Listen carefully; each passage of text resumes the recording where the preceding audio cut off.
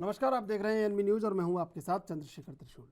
महाराष्ट्र में हनुमान चालीसा को लेकर हाई वोल्टेज ड्रामा जारी है। राणा दंपत्ति पहले तो अपने ऐलान पर डटे रहे, लेकिन दोपहर 3 बजे के बाद राणा दंपत्ति ने कहा कि वो फैसला वापस ले रहे हैं, क्योंकि कल पीएम मोदी मुंबई आने वाले हैं और वो इसको लेकर कोई कानून व्यवस्था बिगड़ने की स्थिति पैदा नहीं होने देना चाहते। इसके बाद मुंबई में निर्दलीय सांसद नवनीत राणा के घर मुंबई पुलिस पहुंची। शिवसैनिकों ने राणे दंपत्ति पर धार्मिक भावनाओं को ठेस पहुंचाने का आरोप लगाया है।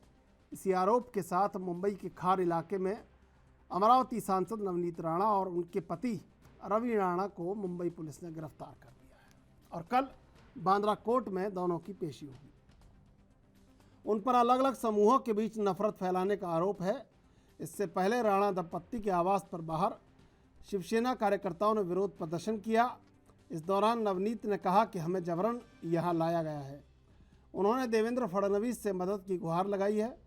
नवनीत राणा ने उद्धव ठाकरे पर आरोप लगाते हुए कहा कि आज की शिवसेना गुंडों की शिवसेना रह गई है और असली शिवसैनिक तो बाला साहब ठाकरे के साथ ही चले गए।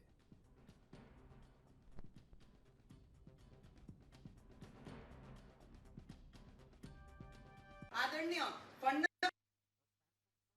लीडर हैं, जिस तरीके से लोक प्रतिनिधि अपने प्रश्नों के लिए लड़ता है और जो हम लड़ रहे हैं, आज आपकी और पंतप्रधान जी को मैं विनती करूंगी कि इस चीजों को ध्यान में रखते हुए ये महाराष्ट्र को आपकी जरूरत है। और नारायण राणे साहब को बोलूंगी, आज आपकी हम जैसे लोगों को लोक प्रतिनिधि लगा दीजिए, देखते हैं तुम्हारे में ऑफेंस लगाने की कितनी ताकत और हमें कितनी। मुझे लगता है मेरा उद्देश्य स्पष्ट तरीके से पूरा हो गया है। मैं नहीं पहुंच पाई मातोश्री तक, रवि राणा जी नहीं पहुंच पाए, पर हमारे रूप में जो हनुमान चालीसा वहां होना चाहिए था, जो हम करने वाले थे, वो कई भक्त हनुमान जी के जाके वहां पे मातोश्री के सामने हनुमान चालीसा पढ़ रहे हैं। तो मेरा जो उद्देश्य था कि संकट मोचन, संकट हटाएं हमारे महाराष्ट्र से, वो कहीं ना कहीं ये सिद्ध होता है कि हमारी आवाज वहां तक पहुंचती है और मातोश्री के सामने हनुमान चालीसा का पाठन होता है। तो मुझे लगता है जो भी गुंडे उद्धव ठाकरे ने हमारे घर तक भेजे हैं, वो अमरावती के घर में हो या मुंबई के घर में हो, ये शिव सैनिक तो कभी से चले गए।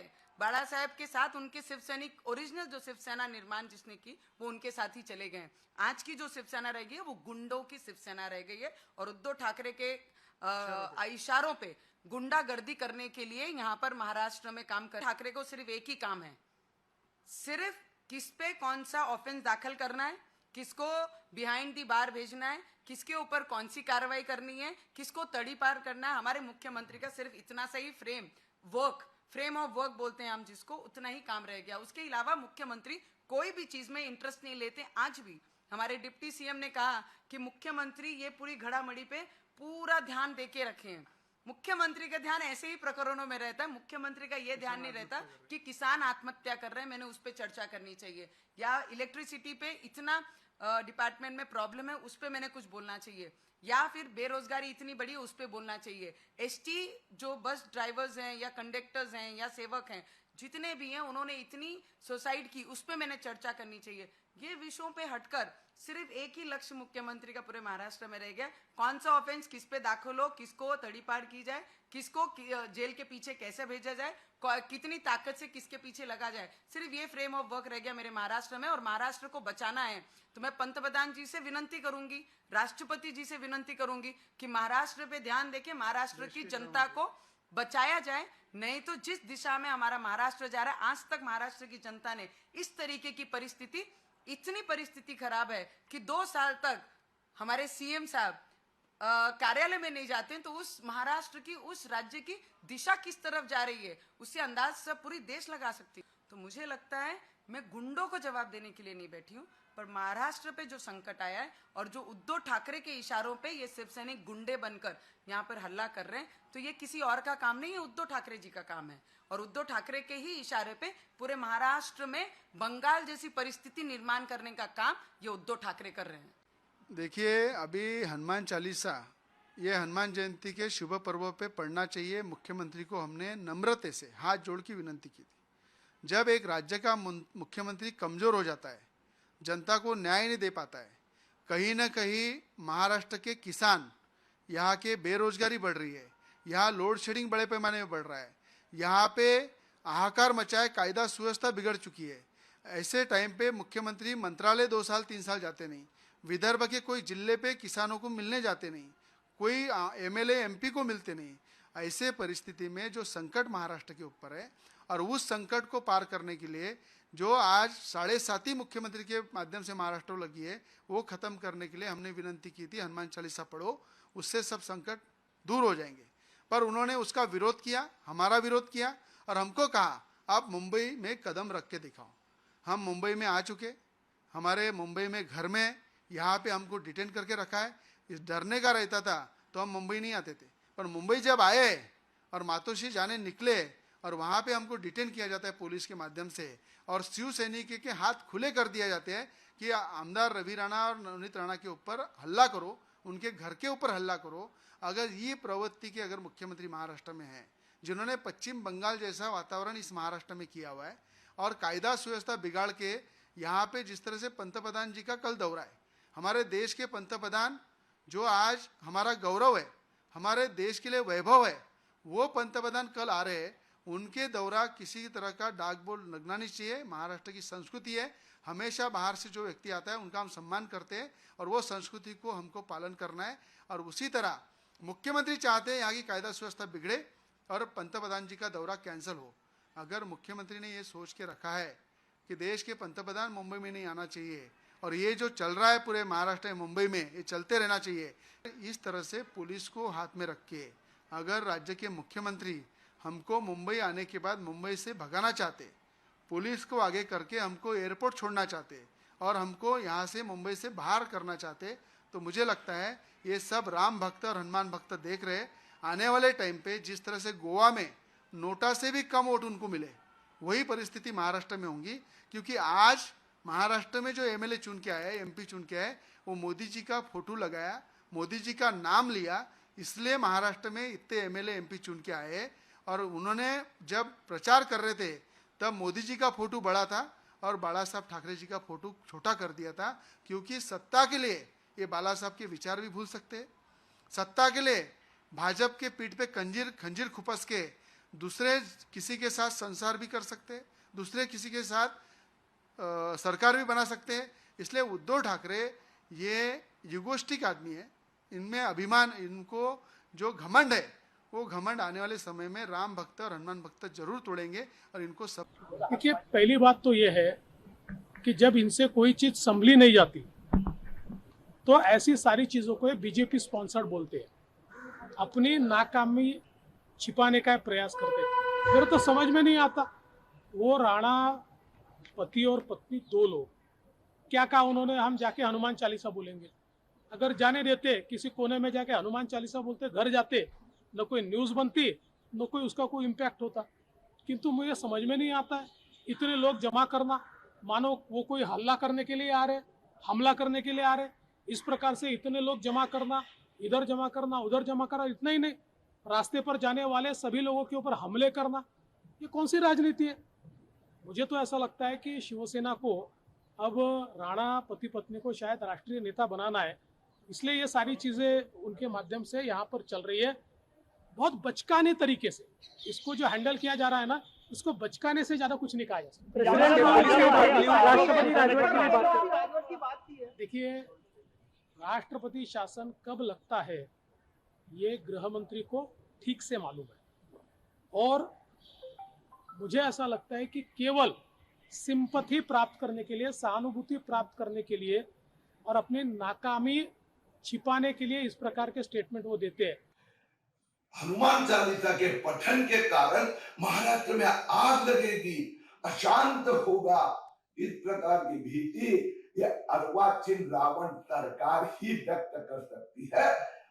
उद्धव ठाकरे जी को डर किस बात का है?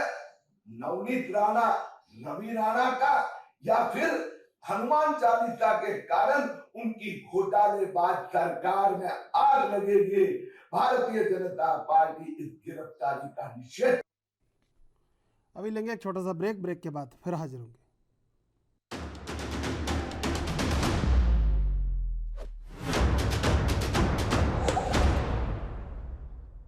इस पर आज चर्चा करेंगे। 3 मेहमान इस समय हमारे साथ जुड़े हुए हैं। शुभेंदु शेखर अवस्थी बीजेपी से, फहमीदा हसन प्रवक्ता एनसीपी से, सौरभ गौड़ अध्यक्ष धर्मरक्षा संघ। आप तीनों का स्वागत एएनबी न्यूज पर। शुभेंदु शेखर अवस्थी जी, सबसे पहले आपके पास आते हैं। महाराष्ट्र में राज्यसभा से बीजेपी के सांसद, लोकसभा से बीजेपी के सांसद और उसके बाद विधानसभा में बीजेपी के एमएलए, बावजूद इसके आप जो कर रहे हैं हिंदुत्व और राष्ट्रवाद का प्रचार प्रसार, उसको वृहद और व्यापक करने का काम, वो निर्दलीय सांसद और विधायक को करना पड़ा। आपके विधायक सांसद कहाँ चले गए? सबके सब लोग पूछ रहे हैं, पूरा देश पूछ रहा है, पूरा देश ही जानना चाहता है कहाँ है सब लोग। त्रिशूल साहब, जब भारत को और भारत माता को अपने परम वैभव पर ले जाना है तो ऐसा नहीं है कि वो काम खाली भारतीय जनता पार्टी या खाली आरएसएस करेगी, सभी को करना पड़ेगा। और जो राणा साहब ने कहा कि हनुमान चालीसा पढ़नी है और भी मातृश्री के सामने, वो उनको याद दिलाना है शिवसेना को कि भाई क्या बात करके आप आए, किस विचारधारा से आप आए और अब क्या हो गए देखते देखते। तो हमको ऐसा कहना है इस विषय के ऊपर कि खाली कोई एक व्यक्ति, कोई एक पार्टी, कोई एक समूह, कोई एक लोग इस बड़े काम को नहीं कर सकते। यदि भारत माता को, अपनी माता को परम वैभव पर ले जाना है तो उत्तर से लेके पश्चिम तक और पश्चिम से लेके उत्तर से लेके दक्षिण तक और पूरब से लेके पश्चिम तक सभी लोगों को जुट के एक साथ खड़ा होना पड़ेगा और भारत माता को आगे बढ़ाना पड़ेगा। वरना इस देश में बहुत ऐसे लोग हैं जो कभी पूतना के रूप में तो कभी सूपनखा के रूप में। सूपनखा देखने में राक्षसी लगती थी, पूतना देखने में राक्षसी नहीं लगती थी, वो थी राक्षसी। तो ऐसे सब लोग हैं, उनको बचाना होगा देश से। और ये काम मैं ये कहूँगा कि पूरा सपोर्ट है हमारा।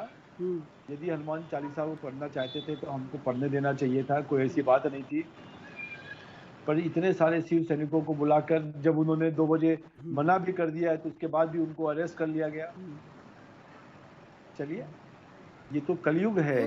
एक आपने वो 17 अप्रैल को मंदिर टूटा था अलवर में, राजगढ़ में, राजस्थान में, और 35 में से 32 पार्षद बीजेपी के थे, उनको भी बाहर नहीं निकाला। उन्होंने समर्थन दिया था, उन्होंने प्रस्ताव पारित किया था और वो कहीं लेटे भी नहीं, मंदिर टूटता रहा। वो तो पुलिस फोर्स बुला के मंदिर तोड़वाए, आपने उन पर भी कुछ नहीं बोला, कोई कार्रवाई नहीं की अभी तक। उनका समर्थन कर रहे हैं आप।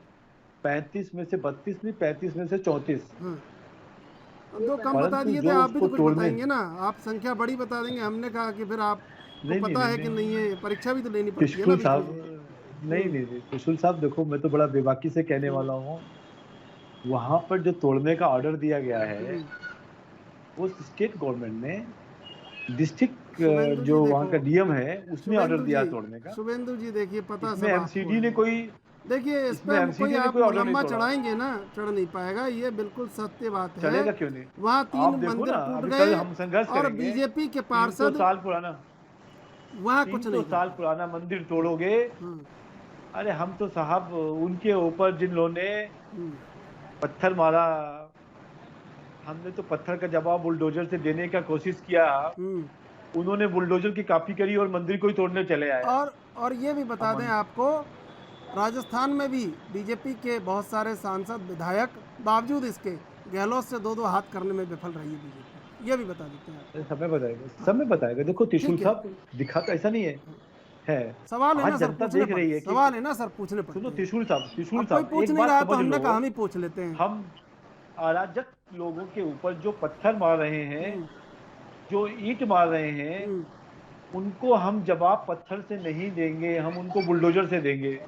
ये आपने जहांगीरपुरी में देख लिया है, यूपी में देख लिया है और खरगोन में देख लिया है। ठीक है, अब कांग्रेस को भी तो कुछ करना था, तो उन्होंने सोचा कि चलो हम मंदिर ही तोड़ देते हैं।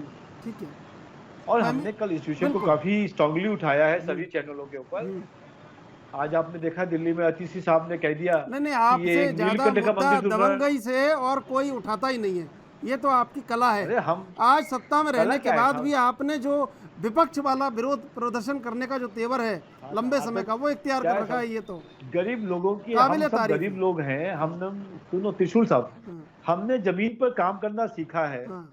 हमारे 2 सांसद भी हो और 302 भी हो तो कोई फर्क नहीं नहीं नहीं, पड़ता। आप काम करवा भी लेते हो, निर्दलीय सांसदों को काम में ले लिया, विधायक को काम में ले लिया। महाराष्ट्र में बताओ, अपना अब आप ये भी अपने कहोगे कि सांसद हमने कहा, अरे विधायक सारे उनका भी तो रखे रह गए। व्यक्तित्व है कोई। ये आता है आप पे। फहमीदा जी, मैं आऊँगा आपके पास। फहमीदा जी, जिस मातोश्री के सामने बड़े बड़े सर झुक जाते थे, आज उस मातोश्री पर उंगलियां उठ रही हैं। आप सरकार में हैं, महागाड़ी में, और तमाम तरह के मुद्दों पर महाराष्ट्र सरकार घिरी हुई है। अगर वो वहाँ पर हनुमान चालीसा पढ़ लेते और वहाँ पर कहीं पढ़ के और चले जाते, देवेंद्र फडणवीस भी ये बात कह रहे थे अभी, तो कहीं कुछ नहीं होता। लेकिन लगता है कि आपने भी सियासत पूरी तरह से निभाई आज।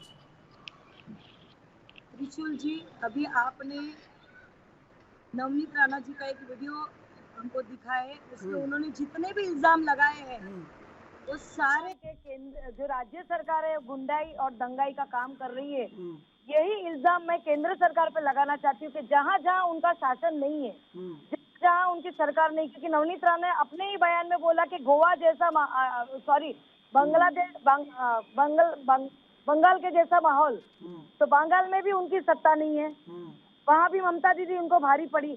यहाँ शिवसेना से वादा किसने किया था? बीजेपी ने किया था। वादा तोड़ा किसने? बीजेपी ने तोड़ा। और 105 सांसद आने के बाद आज वो सत्ता में नहीं बैठ पाए, वही तकलीफ इनको है। हर महीने एक तारीख देते हैं कि ये तारीख को ये सरकार गिर जाएगी। इन्होंने अभी तक का जितने हथकंडे अपना लिए, वो फिर वो बवाल हो, बुरखे का हो, हलाल का हो या हिजाब का हो, सारे मुद्दे उनके फेल हो चुके हैं। तो अभी ये नया मुद्दा, जैसे 5 राज्यों के सरकार के इलेक्शन हुए, अभी जो पोट निवडणूक हुई है, उसमें 5 में बीजेपी का सुपड़ा साफ होने की वजह से वापस से इन्होंने धर्म की राजनीति चालू कर दी है। वापस से हिंदू और मुस्लिम। अरे क्यों? कहाँ हैं आप? मैं वही बोल रही हूँ, आप मेरी बात पूरी सुनिए। ये मुद्दा उन्होंने चालू किया था अजान से, लाउड स्पीकर ने इस्तेमाल किया था। 5 राज्यों में कितने में बीजेपी आई है? हेलो, 5 राज्यों में कितने में बीजेपी आई है, पता है आपको? आप अभी जो पोट निवडणूक हुई है ना, अच्छा, आप उपचुनाव का बोल रही हैं। अरे इनको कहाँ फर्क पड़ रहा है उपचुनावों से? नहीं, इसके लिए ही बीजेपी। अरे वो तो घबरा गए एकदम, वो तो शुभेंदु शेखर अवस्थी जी तो घबरा गए एकदम, चेहरे पे चिंता की लकीरें आ गई उनकी। सांसद है, आज वो सांसद है, उनको मुद्दा कौन सा उठाना चाहिए? बेरोजगारी का। आज मुद्दा उनको महंगाई का उठाना चाहिए। क्या हनुमान चालीसा वगैरह ये स्टंट करने से लोगों के घर में राशन मिल जाएगा क्या? आज अधिवेशन के अंदर जो भी इन्होंने वित्त मंत्री हमारे और उद्धव साहब ने जो भी निर्णय लिए, वो लोगों के हित में लिए हुए हैं। हमेशा जो विरोध पक्ष मतलब तो विरोधी है। नहीं, वो दरअसल देखिए, महाराष्ट्र में ये पता नहीं चल पा रहा है कौन किसको सलाम कर रहा है। शरद पवार जी को वो सलाम कर रहे हैं, ठाकरे साहब सलाम कर रहे हैं, ठाकरे साहब को शरद पवार जी सलाम कर रहे हैं, पता नहीं चल पा रहा। और यही शायद इसी में बीजेपी बीच में सेंधमारी कर देती है आपकी। आज हम सत्ता में होने के बावजूद भी अगर आंदोलन की बात करते हैं, तो ये जो नियम लागू है सबके लिए, लॉ एंड ऑर्डर एक जैसा ही 158A जो उन्होंने लगाए हैं, तो ये धार्मिक भावना भड़काने का है। आज एक बाजू रमजान भी शुरू है, 8 दिन के अंदर ईद होने वाली है, और ये हनुमान चालीसा हर बार बजरंगबली को लेके आ जाते हैं बीच में। कभी इसको दलित बता देते हैं, कभी कुछ बता देते हैं। आज हम भी पढ़ते हैं, आज हम भी हनुमान चालीसा पढ़ते हैं, दुर्गा चालीसा पढ़ते हैं, हम भी नोविनों में जाते हैं, गिरजाघरों में जाते हैं। यहाँ हमारी भारत की एक ही विशेषता रही है, अनेकता में एकता, भारत की यही विशेषता। अभी तक का किसी को कोई तकलीफ नहीं थी, अभी अचानक से वापस से कैसे अजान और हनुमान चालीसा का बात चालू हो गया। अभी तक मिलजुल के रह रहे थे। कोरोना काल में आप देखिए, कोई धर्म पूछने गया था क्या? लोगों के अरे पर ठीक है, अब मैं आऊंगा आपके पास। शुभेंदु जी, आप एकदम घबरा गए, ठीक है मैं आऊंगा, लेकिन हम सौरभ गौड़ जी आपके पास आएंगे, सवाल का जवाब लूंगा मैं।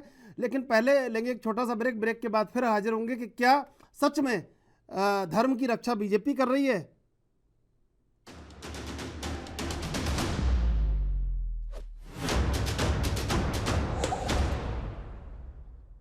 सीधे चलेंगे मेहमानों के पास। सौरभ जी, क्या वाकई में बीजेपी धर्म की रक्षा कर रही है? देखिए, बात बीजेपी या और पार्टियों को छोड़िए, आज हमारे देश में राजनीति केवल दो तरीके की रह गई है। एक तरफ राष्ट्रवाद है और दूसरी तरफ राष्ट्र विरोधी तत्व है। जितने भी बीजेपी के अलावा फिलहाल हमको जो दल दिखाई दे रहे हैं राजनीतिक तत्व, वो सब राष्ट्र विरोधी तत्व के साथ में खुलकर खड़े हैं। मतलब उनको इतना भी संकोच नहीं है कि आतंकवादियों का और जो देश के विरोध में, देश के हित के विरोध में कार्य कर रहे हैं, ऐसे लोगों के साथ उनको खड़े होने में कोई शर्म नहीं आती। एक शिवसेना ऐसी जरूर बाला साहब ठाकरे के समय राजनीतिक दल रहा है जिसने हिंदूवाद को पूरी तरीके से अपनाया हुआ था। हिंदू हृदय सम्राट कहलाते थे बाला साहब देवरा। आज उनके सुपुत्र ने, बाला साहब ठाकरे, सारे रिकॉर्ड तोड़ दिए। क्या मैं समझता हूं कि शायद कोई पूरी तरह से मुस्लिम मानसिकता का भी अगर मुख्यमंत्री गद्दी पर बैठा होता तो भी इस प्रकार के निर्णय नहीं लेता जो निर्णय उद्धव ठाकरे इस समय वहां ले रहे हैं। तो धर्म की रक्षा की जहां तक बात है, तो ये बात तो पक्की आप समझ लीजिए, हमारे उत्तर प्रदेश में योगी जी हैं, पूरी तरीके से धर्म की रक्षा कर रहे हैं। और ऐसा नहीं है कि केवल हिंदू धर्म की रक्षा कर रहे हैं। हमारे योगी जी के शासन काल में हिंदुओं के धर्म की भी रक्षा हो रही है और मुस्लिमों के धर्म की भी रक्षा है। तभी ना तो रामनवमी पर और ना ही बजरंगबली के जयंती पर किसी भी प्रकार की कहीं भी कोई सुगबुगाहट भी नहीं हुई, किसी भी प्रकार का कोई दंगा नहीं हुआ, क्योंकि यहाँ वास्तव में लोगों को इस बात का भय है कि अगर वो कुछ भी गलत करेंगे, चाहे हिंदू करेंगे या मुस्लिम करेंगे, उनको इसका परिणाम भुगतना पड़ेगा। तो बीजेपी का शासन जहां भी होगा, कम से कम इस बात की गारंटी है कि वह राष्ट्रवाद अवश्य होगा। और जहां जहां बीजेपी का शासन नहीं है, वहां आप देख लीजिए कि राष्ट्र विरोधी तत्व वहां पर सिर उठाते हैं और जितने भी राजनीतिक दल हैं सब तो बेशर्मी के साथ उनके साथ खड़े हो जाते। 2014 से पहले हिंदू नहीं रह रहा था इस देश में। 2014 से पहले हिंदू रहता था, मगर आप पता नहीं उन इलाकों में गए हैं कि नहीं। हमने तो देखा है अपनी आंखों से कि हिंदू इतना डरा और सहमा हुआ रहा करता था कि अगर कोई मुस्लिम मोहल्ले में हिंदू जाने के लिए सोचता भी था, तो अगर जब तक वो मोहल्ले से पार नहीं हो जाता था तो उसके मन में एक भय की स्थिति बनी रहती। और अब ये हाल है कि मस्जिद पे झंडा लगा के आ जाता है। अब ये हाल है, मस्जिद पे झंडा लगाने चला जाता है। ऐसा मस्जिद की बात अब देखिए, कुछ शरारती तत्व ऐसी बातें कर रहे हैं, ऐसे काम कर रहे हैं। हम लोग उनकी कोई सपोर्ट नहीं करते, ना ही हम उनके पक्ष में। मगर इतना जरूर हम चाहते हैं कि 47 के बाद जब ये सीधा हो गया कि मुसलमानों के लिए पाकिस्तान की व्यवस्था हो गई, तो हिंदुस्तान में वही मुसलमान रुके थे तो हिंदुओं को अपना भाई मानते थे। आज वही वृंदावन यहाँ के अपने भारत में रहने वाले मुस्लिम समाज के लोग आतंकवादियों का समर्थन करते हैं, राष्ट्र विरोधी कार्यों में, गतिविधियों में शामिल रहते हैं और उनको हमारे ये गलत हिंदू जो राजनीतिक दल है वो सपोर्ट करते हैं। ये गलत स्टेटमेंट है। भारत का मुसलमान एक सच्चा मुसलमान है, वो सबने नजारा देख लिया है कोरोना काल में। ठीक है, आज भारत का मुसलमान को हर बार आप लोग सबूत मांगते हो। आज भारत का मुसलमान एक सच्चा मुसलमान है, उसके लिए राष्ट्रवाद क्या वो कुछ अभी भी आप लोग दंगा भड़काने की कोशिश कर रहे हैं, लेकिन भारत का मुसलमान शांत होकर बैठा है। आज जो अयोध्या के मामले में भी उन्होंने कोर्ट का फैसला माना, तो आप किस बिना पे बोलते हैं कि भारत का मुसलमान? ठीक है, मैं सौरभ जी आऊंगा आपके पास, फहमीदा जी मैं आऊंगा आपके पास, फहमीदा जी मैं आऊंगा आपके पास। शुभेंदु शेखर अवस्थी जी एक बार तो डर गए होंगे जब उन्होंने कहा कि 5 राज्यों में तो बीजेपी का सुपड़ा साफ हो गया। आपको लगा कि ये डिबेट में आते आते बीच में कहीं चुनाव तो नहीं हो गया? खैर फिर आपको लगा ठीक है ये उपचुनावों की बात चल रही है, वहाँ तो वाकई में बीजेपी नहीं आई, लेकिन इससे फर्क कहाँ पड़ रहा है आपको? बाबुल सुप्रियो भी चले गए उसमें, शत्रुघ्न सिन्हा भी आ गए खामोश करने के लिए दिल्ली। लेकिन सबसे बड़ा सवाल ये है कि जो वर्तमान है वो बहुत ज़्यादा ऐसा जो सौहार्द है वो ख़त्म होता जा रहा है, और दरअसल चिंता की लकीरें हर एक माथे पर हैं कि आखिर आगे क्या होगा। तो दरअसल आगे क्या होगा? त्रिशूल साहब, देखो, हमारा ऐसा विश्वास है और हम ऐसा मानते हैं कि सबका साथ और सबका विकास, इस माध्यम से हम आगे बढ़ रहे हैं। और इस भारत माता को वो जो लोग किसी भी जाति के हों, किसी भी धर्म के हों, किसी भी राज्य के हों, अपनी भारत माता मानते हैं, उनका पूरा सम्मान है। परंतु ऐसे लोग जो इस भारत को अपनी माता नहीं मानते, पाकिस्तान के साथ जुड़े हैं या फिर बांग्लादेश के साथ जुड़े हैं या कोई और लोगों के साथ, खालिस्तान के साथ जुड़े हैं, तो इसकी कोई वो चाहे एसओपी है हिंदू क्या हो आपके पास? चाहे मुस्लिम हो, एसओपी जारी कर दीजिए, इसकी एक एसओपी जारी कर दीजिए। एसओपी जारी करने की नहीं, ये समझने की बात है। आप सोचिए, उत्तर प्रदेश में हम लोग बहुत अच्छी तरीके से जीते, कोई भी दंगा हुआ क्या, किसी भी महिला का रेप हुआ क्या? आप वेस्ट बंगाल में कैसे चुनाव हुआ? कितने हजारों महिलाओं के साथ टीएमसी के गुंडों ने रेप किया, मर्डर किया, और क्या क्या कर रहे हैं। मैं आपसे एक बात पूछूं शुभेंदु जी, आपके सांसद, आपके विधायक क्या करने गए थे वहां पे? आपके एक बूथ पे 10 यूथ है, 74,000 से ज्यादा वहां पे बूथ है, कहाँ गए थे इतने सारे लोग? बताइए जरा, कहाँ गए थे और कहाँ हैं इतने सारे लोग? सुनो, जब अच्छा, वहां पे सब हो रहा है तो। सुन तो लीजिए। अच्छा, ये हुआ नहीं क्या? हमने देखा, और हमने ये भी देखा बीजेपी के कार्यकर्ताओं को बहुत हिंसाग्रस्त किया गया, लेकिन हमने ये नहीं देखा कि वहां पर कई बीजेपी के बड़े नेता पर कुछ हुआ। सुन तो लीजिए, इसको ही कहते हैं कि जो भारत में रहते हैं, भारत का खाते हैं, भारत की माताओं के, बूतों के और महिलाओं के साथ रेप करते हैं, और शर्म भी नहीं आती है चैनलों पे बैठकर इस तरीके की बातें करने में। मैं बहनों को, सामने मेरी बहन बैठी है, मेरे को लग रहा है कि उनको भी शर्म आई होगी अपने टीएमसी के गुंडों को देखकर कि किस तरीके से महिलाओं के साथ रेप किया गया। वो तो एनसीपी। मैं ये बात कहना चाहता हूं कि देश सबसे पहले है, बांग्लादेश तो बहुत बाद में है, पर आपने जीतने के लिए रोहिंग्यास को और बांग्लादेश को वेस्ट बंगाल में बता दिया। केजरीवाल ने खालिस्तानी लोगों को बसा दिया, उनके साथ मीटिंग करी, और दिल्ली के अंदर रोहिंग्यास को बता दिया। क्या वोट ही सब कुछ है? पर नहीं, इनके लिए वोट ही सब कुछ है। ममता दीदी के लिए केवल और केवल सरकार ही सब कुछ है, चाहे देश भाड़ में चला जाए। और ये कर रही हैं। देश को नुकसान यदि किसी लोगों से है, उतना कांग्रेस से नहीं है जितना ममता बनर्जी और केजरीवाल टाइप के लोगों से है। मैं बार बार कहता हूं कि ये खालिस्तान से मिल जाएंगी और ममता जी बांग्लादेश से मिल जाएंगी और देश को गड़बड़ कर देंगे। इसलिए सबसे पहले इन दोनों लोगों को कंट्रोल करना चाहिए, क्योंकि ये अपनी सरकार के लिए कुछ भी देश को बेच सकते हैं। तो कहाँ है वहाँ सांसद, कहाँ विधायक को बैठ जाए सड़कों पर? सांसद को हम तो सामने सामने आपके साथ बेखौफ कह रहे हैं कि यदि 1000 महिलाओं के साथ रेप हो गया तो टीएमसी की महिलाओं ने टीएमसी को छोड़ा क्यों नहीं? ममता जी को भी आंखों में आंसू आ जाने चाहिए थे कि ये वही वेस्ट बंगाल के तो सीएम हैं, उन्होंने होने दिया रेप। नहीं, चलिए आप इनका क्या दोष है बताइए, आप एनसीपी का क्या दोष है? ये अरे साहब, दोस्त सब उनके साथ साथ है, ये सब उनके साथ खड़े हैं। ममता जी आती हैं ताली बजाती हुई, और ये भी खड़े हो जाते हैं, वो भी खड़े हो जाते हैं। अब तो चोर चोर मोसेरे भाई तो कहेंगे, और क्या कहें इनको? ठीक है, या कहें हम एक अंधा एक कोड़ी, राम मिलाए जोड़ी।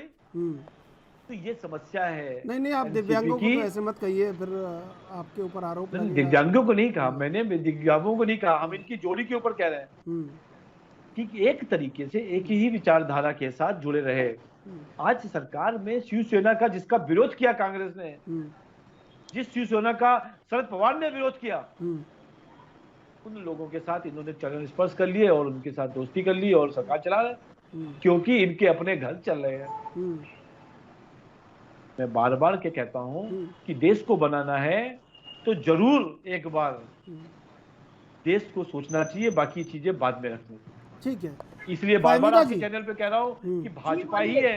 फहमीदा जी, इसको क्यों आगे ये ले पत्थर जाएगी। पत्थर क्यों आ जाते हैं मुस्लिम मोहल्लों से, फूल क्यों नहीं आते? ये तो पहल दोनों तरफ से होनी चाहिए, तालियां दोनों तरफ से बजनी चाहिए।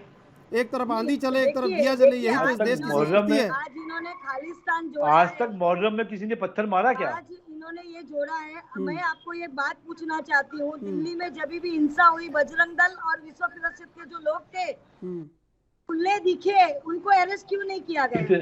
अभी जहांगीरपुरा हुआ है, उसमें अंसार नाम का लड़का घर में इफ्तार कर रहा था, उसके बावजूद उसको गिरफ्तार किया अरे गया। वो तो पुष्पा का साइन बता रहा था, वो तो बता रहा था कि मजाक बना रही है कि आप मजाक बना रही है कि हर बार चैनल पे बैठ के झूठ बोलना आपकी आदत हो गई है।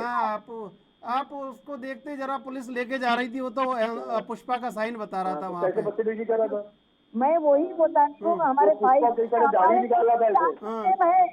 आज जो हमारा राष्ट्रगीत लिखा वो भी एक मुस्लिम ने लिखा है, आज जो झंडा फहरा रहे हैं वो भी एक मुस्लिम का ही अच्छा मुस्लिम लोग कोऑपरेट करते हैं। और हम भारत के हैं, क्योंकि हम 5 टाइम सजदा करते हैं भारत की जमीन को। हमारी जो माता है हमको हम 5 टाइम सुनते हैं, इसलिए हमारा धर्म है, राष्ट्र धर्म हमारा पक्का है। लेकिन हर बार बीजेपी होकर सबूत मांगते हैं। आप हमें बताइए, क्या सच्चे मुसलमान हो क्या? हम भारत के मुसलमान हो क्या? आप ही तो कह रहे हो, आज ये जो बोल रहे हैं कि रेप किया गया, तो आज जो कठुआ में, आज जो कटिहार में जो लड़की को जिंदा दिया गया है, दलित लड़की को, आज इन लोगों के एक जो कठुआ में एक रेप था, उसके इनके साथ में खड़े होकर उसकी रैली निकाल रहे हैं। कहाँ के हिंदुस्तान को कहाँ ले जा रहे? इनके पास महंगाई, बेरोजगारी, जीडीपी, उसके ऊपर कोई बात नहीं है। सिर्फ और सिर्फ हिंदुत्व के ऊपर राजनीति करते हैं। हिंदुत्व से लोगों को कुछ कहना चाह रहे हैं आपसे फहमीदा जी, कुछ कहना चाह रहे हैं आपसे शुभेंदु शेखर अवस्थी जी। करने दीजिए। अल्पसंख्यक के अंदर 6 जातियां समावेश है, उसमें मुसलमान एक छोटा सा तबका है, तो उसके हिंदुत्व का खतरा क्या हो रहा है? हर बार का हमें छोटी सी तादाद है हमारी, हम जो मुसलमान है भारत में मुख्य छोटी सी तादाद में, लेकिन जब भी कोई स्टार्ट करे तो मुसलमानों से अभी भी लाउड स्पीकर को मुद्दा बनाना चाहिए था। बात नहीं है, देखिए मैं आपको बताता हूँ, सुनिए फहमीदा जी। बोलिए।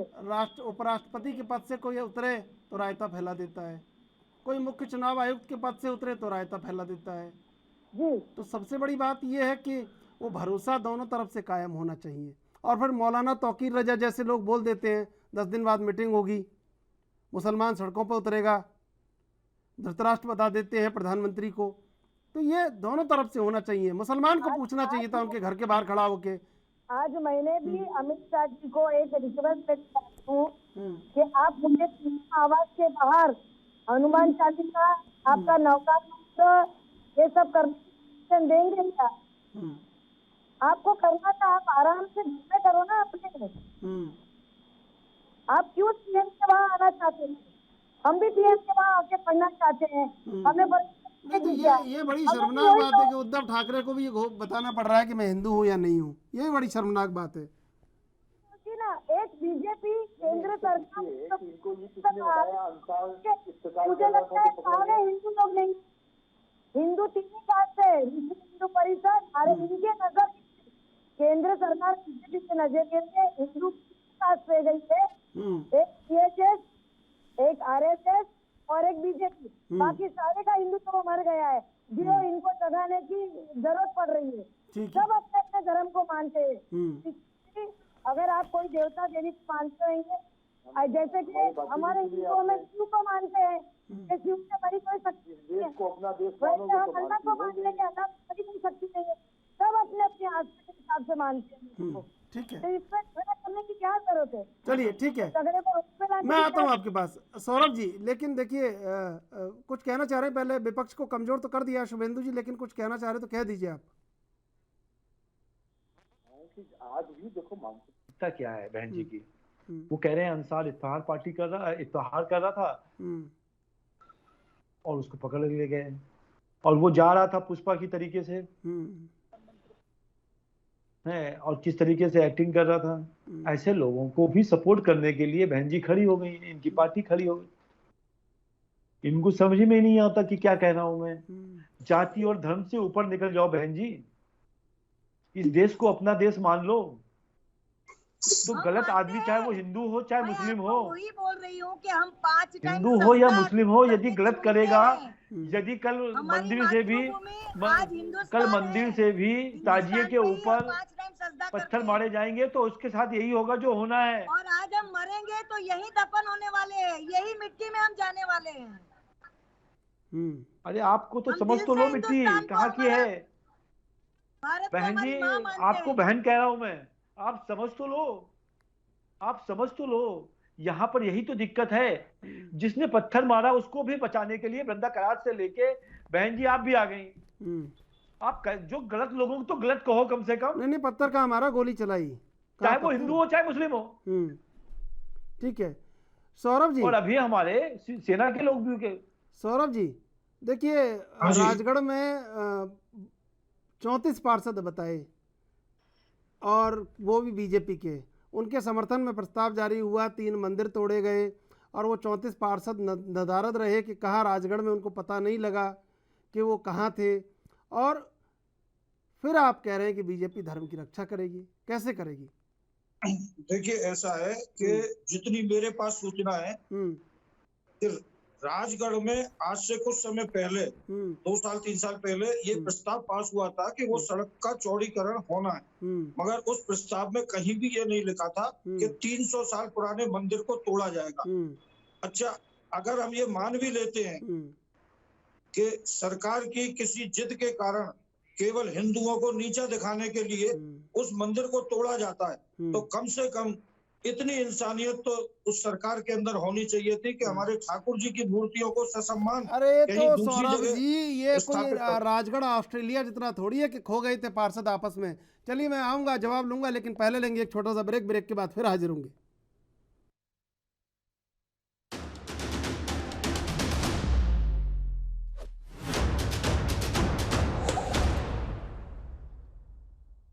सीधे चलेंगे मेहमानों के पास। सौरभ जी आप बच रहे हैं बीजेपी पर आरोप लगाने से या बीजेपी को कटघरे में खड़ा करने से?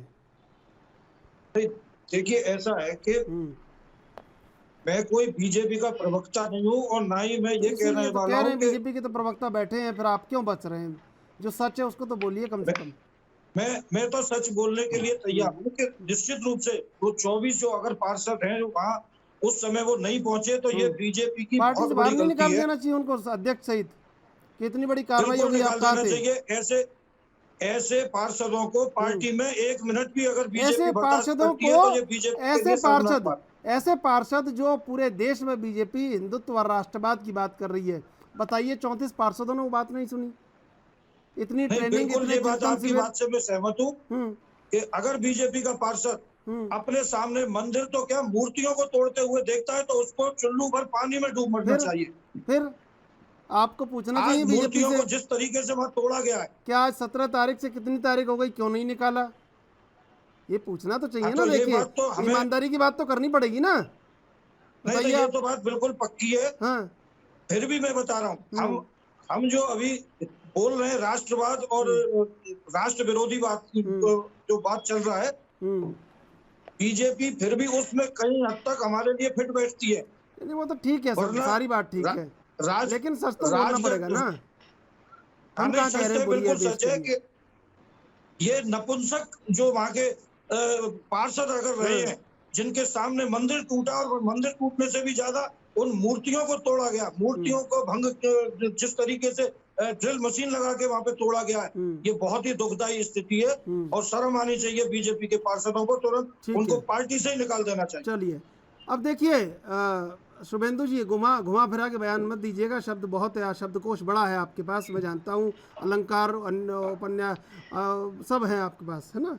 ठीक है, मैं सीधे सीधे आपसे पूछ रहा हूँ, आपके महाराष्ट्र में बीजेपी के विधायक, बीजेपी के सांसद, लोकसभा और राज्यसभा के दोनों, सब के सब कहाँ के निर्दलीय विधायक और निर्दलीय सांसद को वो झंडा उठाना पड़ रहा है जो झंडा आपने बुलंद किया है? देखिए, अलग अलग एक्टिविटी है त्रिशूल साहब, जो और हम आपने लोग चिट्ठी निकाल दी, 22 श्रेणी की सुरक्षा मसले दे दी लेते उनको। हैं। आपका ये काम है, नहीं, कुमार विश्वास देखिए, बयान दे, हम लोग जो तुरंत चिट्ठी जारी कर दो, ये दी सुरक्षा, 4 पुलिस वाले भेज दिए घर के बाहर। नहीं दे, नहीं कुछ कर, सफल हो, बिल्कुल। हटा लो। नहीं, मेरी बात तो सुनो त्रिशूल साहब, हम सब लोग बहुत अच्छे स्ट्रांगली उसका विरोध कर रहे हैं, शिवसेना का जो गलत वो डिसीजन ले रही है। यानी इतने सारे शिवसैनिक थे ना उनके बाहर, इनके घर के बाहर बीजेपी के सांसद विधायक भी होने झगड़ा चाहिए करा था। देते क्या? झगड़ा करा देते क्या? नहीं, मेरी बात तो समझिए। मेरा ये कहना है कि एक व्यक्ति जो चाहता है अपना पाठ करने के लिए, उसको हमने सपोर्ट किया। हमने कहा हमने, और आपने देखिए फडणवीस जी ने जवाब दिया उस पर। और दूसरा चीज, हम कोई भी चीज इस समय कॉन्फ्लिक्ट नहीं लेना चाहते, कोई कुछ नहीं करना चाहते। कल पीएम की विजिट भी है महाराष्ट्र में। तो मेरा ऐसा कहना है कि ऐसा नहीं है कि हम उनको सपोर्ट नहीं कर रहे हैं, हम उनको सपोर्ट कर रहे हैं। हमारा हिंदुत्ववाद को किसी से जस्टिफाई कराने की जरूरत नहीं है। जब तक इस जीवन में ये खून की बूंदें रहेंगी, भारतीय जनता पार्टी और हमारे जीवन के अंदर, हमारे शरीर के नस के अंदर, हम हिंदूवादी लोग हैं। और हिंदूवादी मतलब ये नहीं होता है कि उसमें मुसलमान नहीं है। जो इस देश को अपना देश माने हैं, हमने पूजा करी है तो उनको कहा है कि अजान कर लो। पर अजान करते करते हमारे ऊपर पत्थर मारोगे तो हम जवाब पत्थर का अब बुलडोजर से देंगे। ये भी ध्यान में रखना तो फिर पड़ेगा। सबका साथ हटा दीजिए ना, सबका विकास, सबका साथ। क्यों ना साथ रखें, क्यों ना, क्या हमारे सब फिर कहाँ रह पाएगा मुसलमान इस देश की बात नहीं कर। अगर यही सब चलेगा तो मुसलमान कहाँ रह पाएगा? रह रहा है। नहीं, मुसलमान खूब रह रहा है। मुसलमान में जो आतंकवादी लोग हैं, ठीक है, मुसलमान के अंदर जो पत्थर आ रहा मारने हूँ वाले मैं, लोग हैं, फहमीदा जी आ रहा हूँ। उनको आइडेंटिफाई करके खत्म करना चाहिए। उनको आइडेंटिफाई करना चाहिए, उनको खत्म करना चाहिए। ठीक है। अब समस्या क्या है हामिद बहन जी की और बहुत सारी पार्टियों की, उनको तो दोनों लोग चाहिए। एक राष्ट्रवादी मुसलमान भी चाहिए और एक आतंकवादी मुसलमान भी चाहिए। इन पार्टियों ने जिस दिन आतंकवादी मुसलमानों को अपने पास से हटा देंगे, इनकी समस्या खत्म हो जाएगी। देखिए 20-22 करोड़ लोग हैं अभी भारत में मुसलमान, उनको भेज के तो पाकिस्तान भेज नहीं सकते। तो हमको तो उनके साथ ही रहना है।